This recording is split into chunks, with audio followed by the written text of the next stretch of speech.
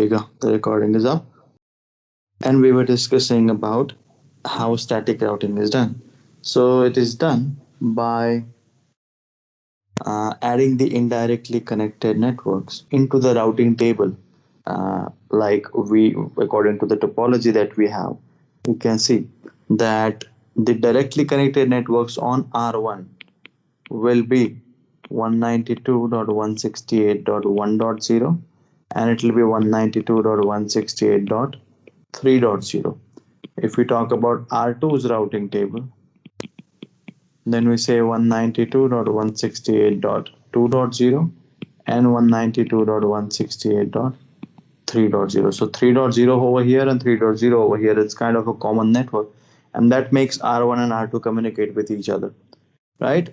And we ended up adding the route into the R1's routing table that was for 192.168.2.0. Sorry, yeah, 2.0, and we added 192.168.1.0 into the R2's routing table.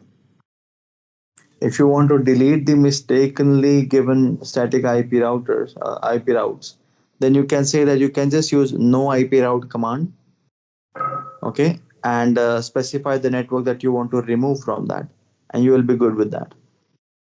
Then I gave you an exercise over here the day before yesterday, that how you can actually use the static routing in this network, right? That was kind of an exercise for 4 routers. And then you would have a couple of PCs over here, and the network looked like 1.0, 2.0, 3.0, 4.0, 5.0, 6.0, and 7.0. This was kind of an exercise that I gave you. So we will see how this network should be configured, and then we will implement default routing into the same. So let's see how that goes. I'll share my Mac screen. All right. So I'll build up the same topology that we had, and please pay your attention. Those who found it hard to do it, the lab was pretty easy, I would say. Then we had four switches,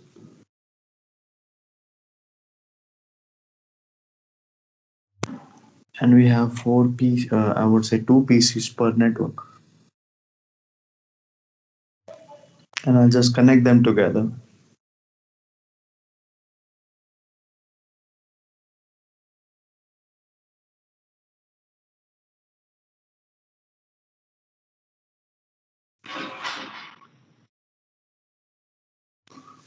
And the network that we used for these topologies was 192.168.1.0, then 192.168.1.2, sorry, 2.0,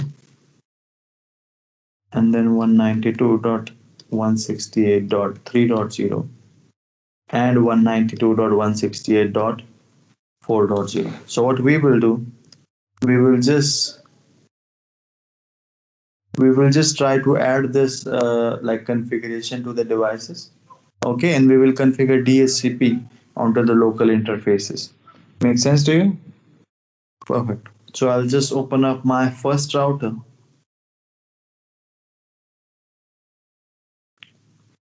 and say no there. Then I will go enable conf t, and I would say host name R1. We change the name of the router. Then we go to interface FA0/0, and then we say no shutdown. And then we configure IP address on that interface, that would be 192.168.1.1 space 255.255.255.0, right? And then we say IP DHCP pool A, and then network 192.168.1.0 with a default of 192.168.1.1. Good. That's how the configuration of R1 looks like. And then if we go to the PCs that R1 is connected to, we should get an IP address configured on each PC there by DHCP. interface is not yet up, I would say. Oh, the DHCP is not working. Let's verify what went wrong. Okay, our network command was not inserted completely. We are supposed to use network space subnet mask. So I would go to the conf t, and I would say ipdhcp pool a, the same command, and add a network command that would be 192.168.1.0 along with the subnet mask. And I'd say end there. And we're good. Then I will again go to the PC and request for DHCP. And we got the address.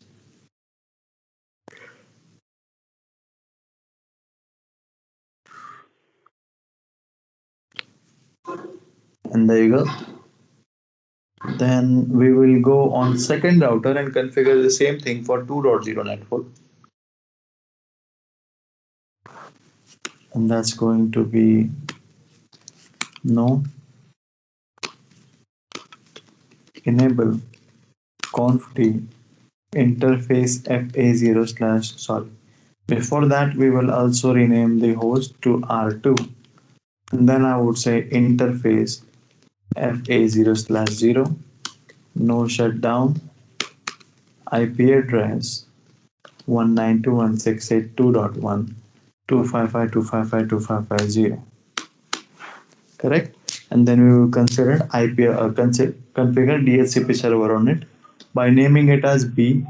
So I'll say IP DHCP pool B, and then network 192.168.2.0 space 255.255.255.0, and default is 192.168.2.1,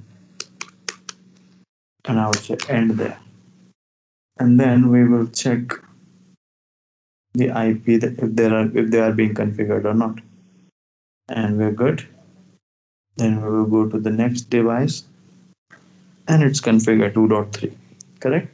Just like that, we will do it for third router quickly and fourth router and see if the configuration is good or not.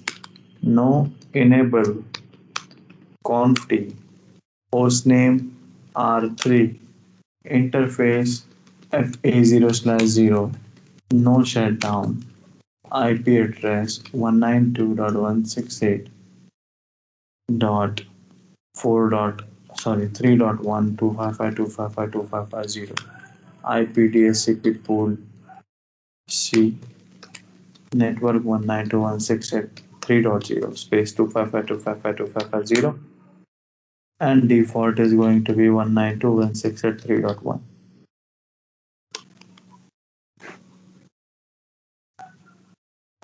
And there you go. Just a minute, guys. And then we will move ahead to the fourth subnet. So we'll go to the fourth router and then say no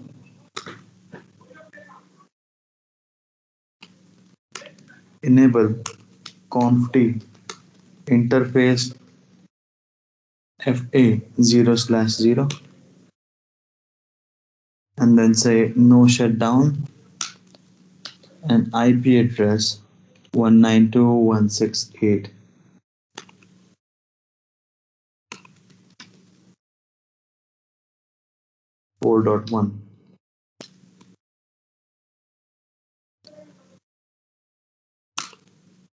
and then IP DHCP pool D, and then network 192.168.4.0 space 255.255.255.0, and then default 192.168.4.1. That's what the configuration would look like. Well, I tried switching the network. I hope it's fine now. Yeah, and then I will change the address or the name of the network to, or the name of the router to R4. I hope it's fine now. All right. So these were our like Ethernet connections that we had to do, or Ethernet configuration that we had to do. Then we will connect our serial connections and the serial connections will be connected between R1 to R2 and then R2 to R3 and R3 to R4. And I will note these things down as 192.168.5.0 and then 192.168.6.0 and 192.168.7.0, and we'll configure 5.1, 5.2, 6.1, 6.2, 7.1, 7.2. Good. So I'll go on R1 again and configure its interface SE2/0. So I'll go to conf t and say interface SE2/0. So now I went on my R1 and selected interface SE2/0 over here, and then I am configuring IP address by turning this interface on. So I'll just say no shutdown, and then I will go ahead and configure IP address on it as IP address 192.168.5.1 space the subnet mask would be 255.255.255.0, and then I will set the clock rate as well to 64,000, let's say. Okay, because you need to set the clock rate in serial links wherever you see this clock sign. Okay, so when you use a serial link, one end of that particular port would be called as DCE and the other one would be called as DTE. Then what we will do is we will go to R2 and configure 5.2 on SE2/0 interface. So I'll go on R2, and on R2 I'll go into conf t and then say interface SE2/0 and say no shutdown and IP address 192.168 5.2 space 255.255.255.0, and you can see that the interface is up over here, right? And the both the IP addresses are configured at 5.1 end and 5.2. Then we will go ahead and configure SE3/0 with 6.1 IP address. So I can say interface SE3/0 on R2 itself and say no shutdown and go ahead and say IP address 192.168.6.2, sorry, 6.1 along with the subnet mask. While the screen is shared, we use clock rate because serial link is kind of old technology. We do not use it, but whenever we do use packet tracer, it just prefers to connect two routers with by using serial link. This is how ISPs used to connect with different routers. So that's why wherever you see clock rate, you need to define the speed of how data should be traveled by using serial link. That's why we specify clock rate over on one end of the router where you can see the clock. So we call one end wherever you see this particular clock on the serial link, you say that particular interface as DCE, which stands for data communication equipment, and the other end stands at data termination equipment. So you define the speed of data or you define the bandwidth at the end where you can see the clock, that is DCE end. And that's what we did. Generally, we specify clock rate over there and we use 64,000. So that's fine. Now we went on R2 and we configured our address as interface SE3/0 and we said no shutdown, and then we hit IP address 192.168.6.1 space 255.255.255.0. That's what the IP address that we configured. Correct? Then we will go on R3, and on R3 we will basically configure interface SE2/0 and we will say no shutdown and IP address 192.168.6.2. I think the problem is solved, correct? There's no lag anymore.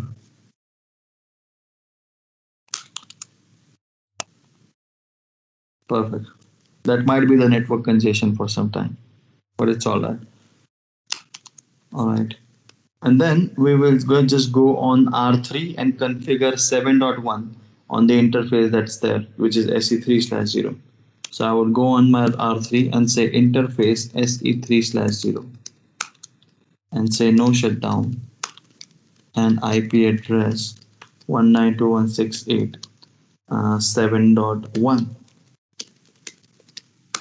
Cool. And I will also give the clock rate as 64,000. Cool. These are the commands that we will apply. Then I would go on my R4 and will configure 7.2 over here by going into this router and then say enable conft interface SE2/0 no shutdown IP address 192.168.7.2 space 255.255.255.0. Make sense? So our network will be up over here, and then you can say that you need to add indirectly connected networks over. So for R1, how many directly connected networks are there? Can I say 1.0 is directly connected network and 5.0 is directly connected network for R1? Right? So what information would we need to add? 2, 3, 4, 6, and 7, right? And you will add that particular information by using IP route command, 5 indirectly connected routes. Yeah, so I will go on my R1 and I will configure my R1 with the indirectly connected network by using a command called IP space route space. The first network that we will add as 192.168.2.0 along with the subnet mask of 255.255.255.0, and we will also specify the exit interface that we have to specify. That's going to be SE2/0. Make sense? And then we will add other routes as well. That is going to be 3.0. That will also have the same exit interface, right? And then we will also add 4.0, and 5.0 is directly connected. So we will add the next network as 6.0 and 7.0.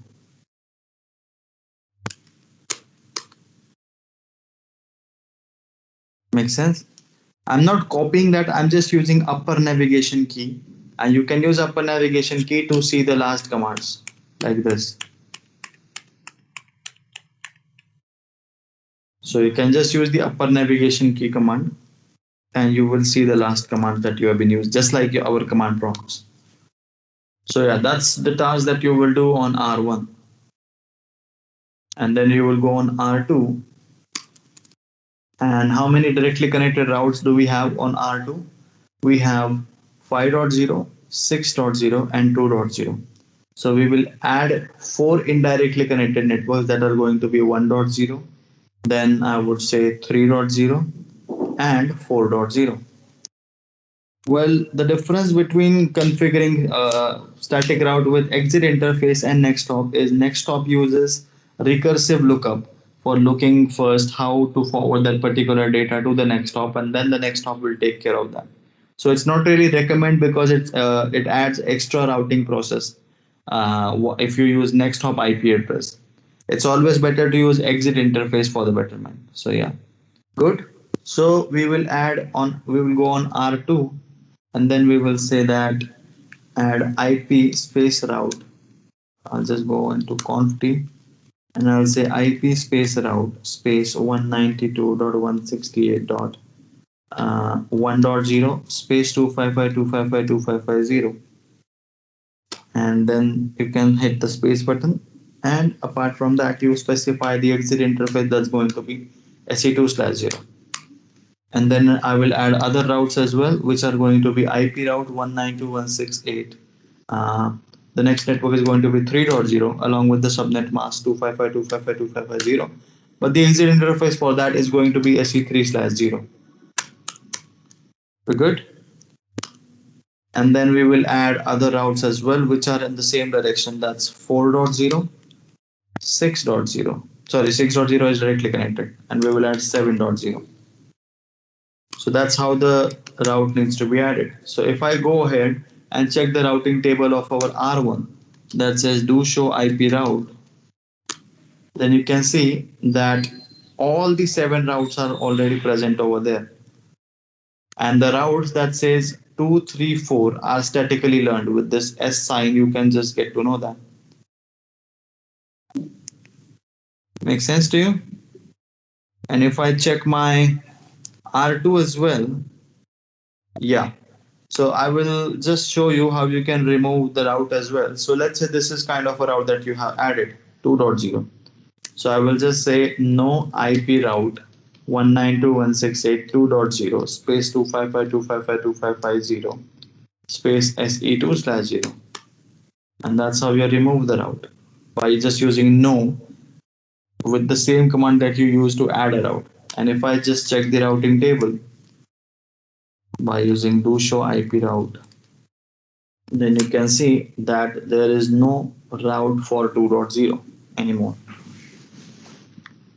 Good, that's how you play with that. And then I will again add my route, which was for 2.0. Cool. And then I will go on 3 and 4. Now, can you guys, let's just try it based on the things that we did, that how you will add route for R3 and R4. Do I need to tell that as well, or you will do that? On R2s, if you're talking this as R2, it's SE2/0 has 5.2 and SE3/0 has 6.1. And then on R3, SE2/0 has 6.2 and 3/0 has 7.1. And over here you have 7.2 on R4's SE2/0. Okay, most of you are, I guess, done with the LAN. So we'll move ahead and understand how static routing looks like. Now, when we use static routing, now you see there is a drawback that we have been using, that we had to add indirectly connected routes. Okay, in my routing table. But if you have multiple such routes, then adding each and every route on every router that needs to be connected doesn't seem a good idea. So what do you do is you implement something called default routing whenever there is just one exit interface where the traffic needs to go. So what do you do is you just add a command that says IP space route space 0.0 space. The subnet mask will also be 0.0.0.0, and then you will specify your exit interface where you need to forward the traffic. Cool, and I will hit enter, and you will see that in your routing table there will be a new route that will be added as to show IP route perform. There is this particular route that says with the S star that 0.0.0.0 is available with /0 as well. And the star indicates that this is a static default route. Makes sense to you? And you do not need to add any other route for going over there. And what you can do is you will need to perform static routing on R3. So how you're gonna perform static routing on R3? Just like you did on R2, like that by adding 1, 2, and 5 into and I would say 4 into your routing table. So I would go on R3 and say enable conti interface I would say IP space route 192.168.1.0 255.255.255.0 SE2/0, and then I would add the same route for 2.0 and 5.0, and I will also add it for 4.0, but I will connect that with SE3/0. That's how I'm gonna add my routes. And that's my complete routing table. So if I try and send traffic from here to here, the first packet is going to be failed, but then I will resend it and it will be successful. Then if I try to send traffic from here to here, first packet is going to be failed. Again, double click on it and successful. And then if I try to send traffic from here and here, that also first packet failed and successful. And here to here, first packet failed, successful. You see that? Then no matter where I forward the traffic, it's gonna be successful. Also, we have not added any specific static routes in the routing table of R4. So you can see that there is only one default route. And what is the meaning of this? That whenever the router is going to accept or receive any traffic from its local area network that needs to go to some networks that is not known to the router is just going to blindly forward all that data onto an interface called SE2/0 according to what we have specified in our default routing configuration. Do you understand that? Default routing means that whenever the router receives some data that the router do not know about, just forward that data blindly on a specified interface. Make sense to you? So yeah, if I even now forward the traffic from last PC to the third network, you can see that the first packet failed and second as well failed. Well, why is that? The PC or this PC doesn't have any IP config, that's why. Now it has the IPs, and if I try to send traffic from here to here, it's successful. I will again show you that. From here to here, from PC6 to PC4, right? It's working successful. So all you need to do is add this route 0000/0 and specify the exit interface. The command that we used to add this was this.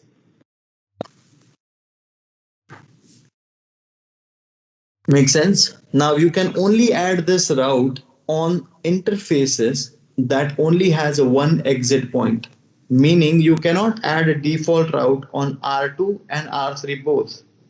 Why so? Because if you add a static route facing one towards SE2/0 and the other one towards SE3/0, then whenever the router is going to receive the traffic, it will not be able to judge that whether I should forward the traffic on SE2/0 or on SE3/0. Makes sense to you? So router will be confused and it will forward the traffic randomly on any interface that it feels like forwarding, wherever it sees less traffic. That's why default routing is something that only needs to be, I would say, configured whenever you have just one exit point. So default routing can be configured on R1 and R4 because they just have one exit point. Do you understand that? So go ahead, remove your, I would say, static routes from R1 and R4 and add default routing there and see if it works. Okay? Go ahead, do this small lab and let me know when you're done. Perfect. Are we done with the lab? Now, the next thing that we're going to discuss is about RIP. And RIP stands for Routing Information Protocol. So I will just delete these or I will just keep the same. But what happens in RIP is the only difference in static and RIP is counted as dynamic routing protocol. And why we say that it's dynamic routing protocol? Because I would say that it works basis on the updates. So let me just stop sharing my this screen and share with you my. So if we talk about RIP, then there are certain characteristics that we would discuss about RIP. And RIP stands for Routing Information Protocol. Now, when we discussed about routing, you had two type of protocol. One is static and the other one is dynamic. In dynamic as well, there are parts. There is distance vector protocol, which is RIP. Then you have advanced distance vector protocol, which is EIGRP. And then you have a link state protocol, which is called as OSPF. And then you also have something like path vector protocol, which is called as BGP. But BGP gets considered into something called EGP, that is called Exterior Gateway Protocol. And all these other protocols are called as IGP, which we call it as Interior Gateway Protocol. So for doing communication between organizations, whenever there are multiple organizations that needs to be connected, like one is situated in like some part of the world and the other one is situated in India, and when you want to connect them together with the help of ISP, you are doing nothing but EGP, Exterior Gateway Protocol. You need Exterior Gateway Protocol for that. But when you want inter-organization communications to be done, then you use IGP, which is Interior Gateway Protocol, and you can use either RIP, EIGRP, or OSPF for that purpose. Make sense to you? So we're going to discuss about RIP over here. Okay. Now there are certain characteristics of how RIP actually works. When we talked about when we have topologies, which looks like this, and we have been working with this topology for long now. And you can see that you have 1.0, 2.0, and 3.0. Now, how this will work is how many directly connected networks do you have? R1 on R1, do you have 1.0, you have 3.0, and on R2 you have 2.0 and 3.0. So in static routing, what you did was you kind of added the indirectly connected, I would say, networks into your routing, right, or into your router. But in RIP, what happens is RIP kind of dynamically advertises the information about its directly connected networks to the people that it's connected with. So R1 is going to advertise about 1.0 and 3.0 to R2, and R2 is going to inform about 2.0 and 3.0 to R1. Do you understand that? Just like that, if you have even bigger network and you connect, let's say, third router as well and fourth router as well, then every router will kind of advertise about its own directly connected networks. Let's say this is 3, 4, 5, 6, and 7. So you don't need to add on R1 about 2, 3, 5, and 7 and 6. You don't need to add these routes. What you need to do is you just need to advertise your directly connected networks. And other routers will get the information, including R2, R3, and R4. Everyone will get the information about that. Makes sense? And just because this information is dynamically being flooded, that's why we call it as dynamic routing protocol. You do not need to statically add the information in the routing table of your router. Make sense to you?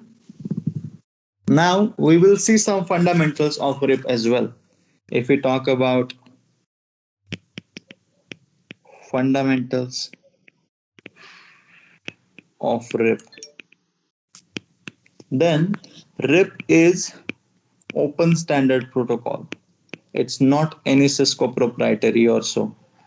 However, RIP has been removed from the official curriculum of Cisco for CCNA, but we are still covering this concept so that you guys can get to know about it.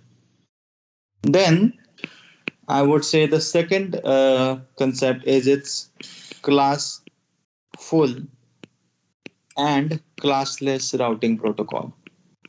Okay, the classful behavior, now RIP has two versions. It has version 1 and it has version 2 as well. Okay, so version 1 kind of works with the help of classful nature. Okay, so and version 2 works with classless nature, meaning if you have networks that are of /24 or that are of /24, so /8, /16, and /24, these three prefixes will be called as classful, meaning that version 1 could only advertise networks that were about /8, /16, and /24. If you had a network in your topology that was about /25, then version 1 couldn't advertise that network. But this feature got introduced into version 2 of RIP, and version 1 is completely obsolete nowadays. We only use version 2 if we use it somewhere. Do you understand that? So version 2 supports classless routing, okay, and it supports CIDR or VLSM. Then the third characteristic states that RIP uses metric of hop count. Now, what is metric? Metric is a value on which the router decides that how far a destination is. Meaning that if I am sending traffic from this router to this router, so this R1 will have an information about 192.168.2.0 in its routing table, but the information will state that how far this 2.0 is. So how far is 2.0 from R1? It's one hop away. Do you understand that? R1 will have an information that 2.0 is one. So when you will check the information in the routing table of R1, you will see a route in the routing table, that there is a route with the highlighter R, and it will show you the network that's 192.168.2.0/24, and you will see that it's added with this value 120/1. Okay, and then you will see it's connected via 3.2 or something like that. This is how the route looks like. Okay, a rep route looks like. Now there are two values in this section that you need to see. The first value is called as administrative distance,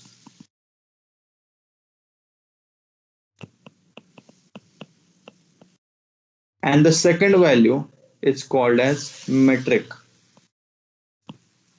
What is this administrative distance? If you have multiple protocols configured in your topology, okay, like for this topology, okay, that you have EIGRP as well, you have RIP as well, and you have OSPF as well. So by using which protocol the router will actually forward the traffic? So each and every protocol do have a certain administrative distance value that is already configured, that's by default.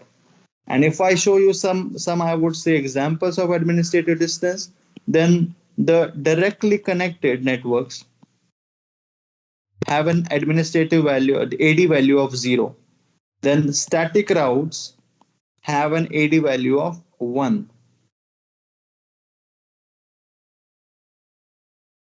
Okay. Then EIGRP routes have AD value of 90. OSPF have an AD value of 110. And I would say RIP has an AD value of 120. So if you have a specific route that is connected through multiple protocols, let's say EIGRP, OSPF, and RIP, the route that has lowest AD will be considered as the best route. So which one will be considered? Either EIGRP, OSPF, or RIP.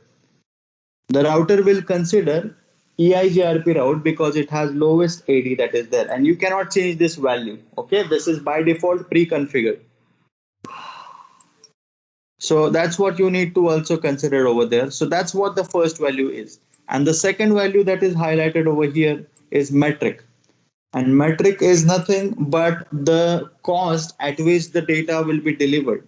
So the metric of RIP is hop count, which means if this has a router over there, and there is a network that is situated like 192.168.10.0, and the router needs to send this traffic to here, then how many hops is this particular destination away? Can I say 2 hops away? Perfect. So that's what the information you will see in this particular section, and that's how it calculates hop count.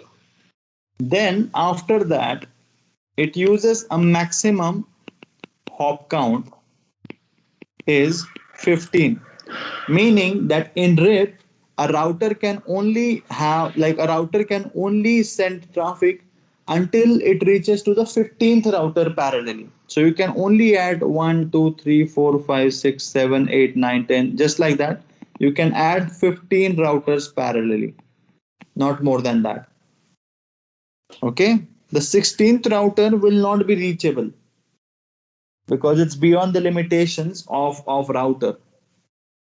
Okay, not of router, but the protocol, I would say. So due to avoiding some loop and all, RIP has been designed in a manner that it cannot reach to I would say more than 15th hop. So you need to keep that in mind as well. Are we good? Then RIP sends periodic updates on, I would say, 224.0.0.9 every 30 seconds. Okay, RIP protocol sends periodic updates every 30 seconds on this multicast address 224.0.0.9. So as soon as you enable the router RIP feature on, I would say, any router, then the router starts advertising the networks that it's connected with. Okay, that you need to specify that which networks needs to be advertised based on the connected networks, and those networks will be advertised on this multicast address. It will not be a unicast advertisement, it will be a multicast advertisement, and whosoever has participated in that particular RIP domain will end up getting the update every 30 seconds. And RIP also has a time called, I would say, invalid time. Invalid time in RIP is 180 seconds, meaning that if a specific router fails to receive the routing update for 180 seconds, then it breaks the relationship with that particular router and it does not stay into the relationship. Okay, so it will not forward traffic anymore to the route that has been learned by the router if the update is not received for more than 180 seconds. And there is also another time called flush time. And flush time in RIP is 240 seconds. So even after 180 seconds, if the routes do not get received onto the like there is no update for 240 seconds, then the router will remove all the information that it has learned from the routing table. Till 180 seconds, it just keeps the neighborship up, or I would say it just forwards the traffic based on the information that is being provided. From 180 seconds to till 240 seconds, it stops forwarding the information. Okay, and then even then, if it doesn't receive any update, then it will just remove the information from the routing table. So these are kind of the timers that it has. Makes sense to you? And then we will discuss ahead that so RIP is used for small organizations only because of the nature that it forwards the traffic every 30 seconds. It will kind of create unnecessary bandwidth utilization. That's why it is not used in bigger networks. Okay, and its administrative distance value, or I would say AD value, is 120. Perfect. However, there are other parameters as well that can be discussed in RIP, but that are introduced into CCNP. Okay, so for CCNA, this knowledge is enough for you. So we will just go ahead and see how the configuration is done in RIP. That's pretty easy. I will stop sharing my other screen. Now, what I'll do, I'll remove all the static routes from the routers over here. And you can check that. Do show IP route, sorry, do show run.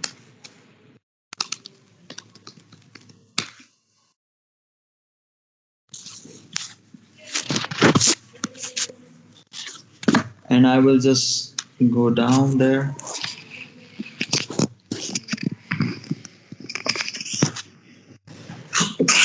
Excuse me. And then go down. And you can see that these are the routes that have been added by me, which are like 5 routes. And those 5 routes are like 3.0, 4.0, 6, 7, and 2. So I will kind of remove the routes, do show run. Okay. So you can see that these are the, I would say, routes that we added. Correct? I will remove it. So I'll say no IP route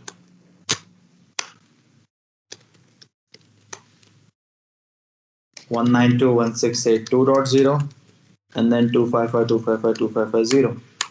Then I will remove the route that says 3.0. I will remove the route that says 4.0. Okay, 5.0. Oh no, there is no route that says 5. So 6 and 7. I removed all these routes. And then the only thing that I need to do is advertise my directly connected network. So which networks do I have? I have 1.0 and I have 5.0. So I will go router rip and say version 2 and then network space 192.168.1.0 and 5.0. That's all. It's that easy. You go to router rep, you select version 2 and you advertise your routers or you advertise your networks by using network command and the network ID of your network. It's that simple. No subnet mask, no next hop thing and nothing. This is all that you need to do. Easy enough. And then I will go on the next router and will remove the static route that has been added over here by checking them up. I would say the routes that we have on R2 is 192.168.1, 3, 4, and 7. So I would say no IP route 192.168.1.0.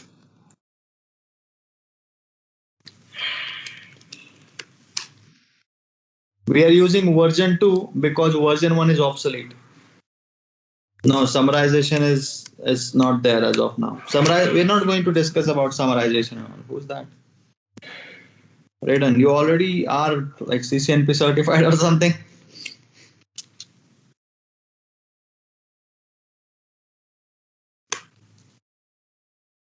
Then I would remove 3.0 and then 4.0 and I would remove 7.0. So I removed all these routes and then I will check which are the directly connected routes with me by using do show IP route. And these three are the routes that I know about 2.0, 5.0, and 6.0. So I'll say router rip and then say version 2 and then I would say network space 192.168 2.0, the first network, then the next one is 5.0, and the next one is 6.0, and that's all. That's all you need to do. So you can go ahead and check R1's routing table.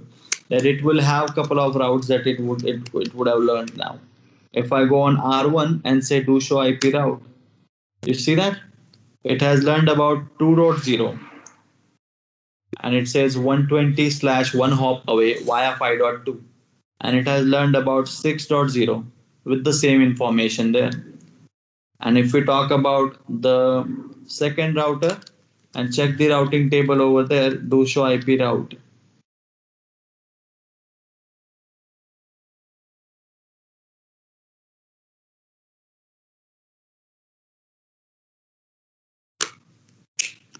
So yeah, you can see that that's the basically route that it has learned about. So it's that easy. Make sense to you? So you can go ahead and configure these, I would say, network by using the commands that are highlighted over here. And that will be kind of part of your assignment. You should be done with the same topology over here. Now you already know how the basic configuration should be done. You just need to remove the IP route and you can go ahead and perform the routing and see that the traffic can move from here to here. That's successful. Make sense to you? If I send traffic from here to here again, then it's again successful. Okay, so that's kind of part of the assignment. One more explain, please, R3. It's easy, man. Mohammed, yeah, I'll go ahead and R3 enable conf t. I'll check my routes. Yeah, you need to remove the default route as well.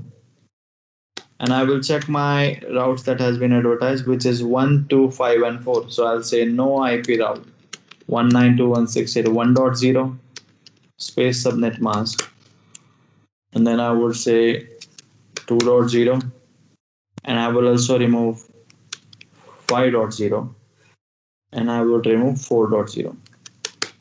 These are the routes that I remove. Then I will check my routing table, do show IP route, and it shows that it's 3, 6, and 7. So I will say router with version 2,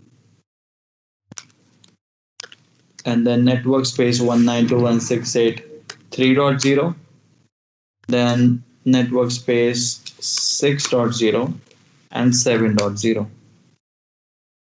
That's all I do. So that's how you configure it. Make sense to you? Very good. So that's the command that you can use. Okay, so, and that will be the assignment for you today. And you can do this particular thing. Okay, and we will continue with the next protocol tomorrow. That will be EIGRP.